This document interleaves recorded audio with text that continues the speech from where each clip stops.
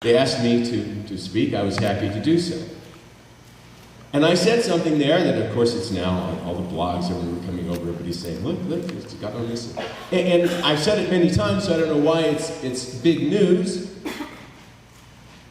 But what I said then and what I have said in the past and what I will continue to say is this. Barack Obama creates a bigger threat to America than anything I can think of.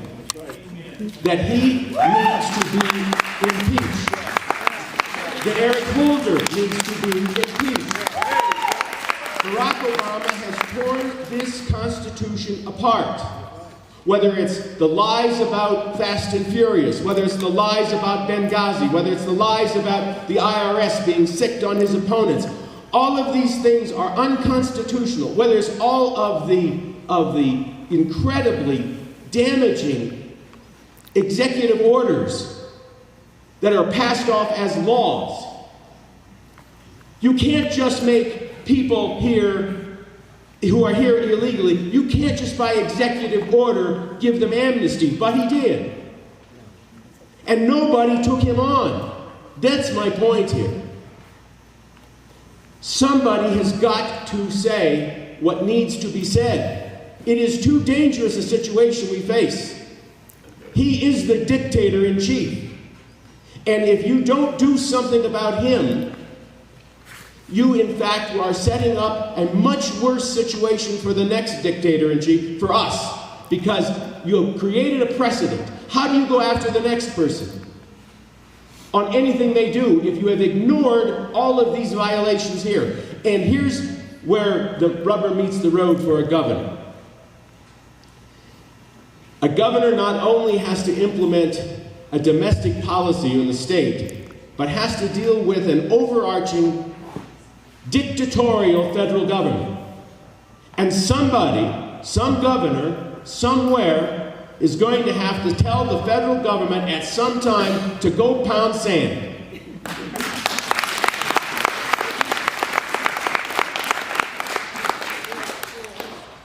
We know what's happening in Nevada.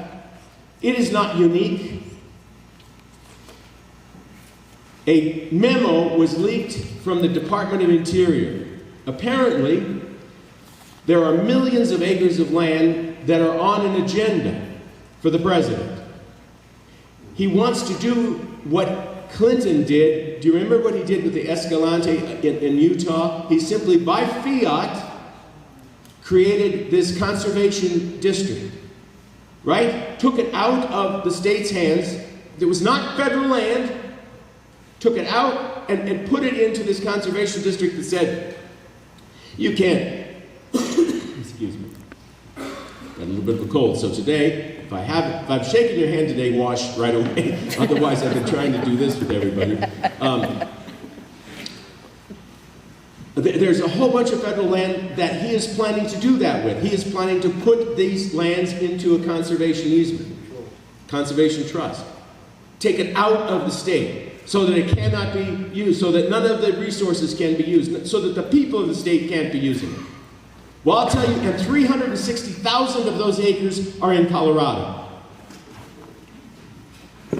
I will tell you right now, ladies and gentlemen, if I'm governor of this state, and they try that, they can adopt that plan. He can issue that executive order. Let them try to enforce it. Because by God, it's not going to happen on my watch. I am so sick and tired of the federal government. The other thing that we have to do, as a governor, I am going to look for other governors who are like-minded.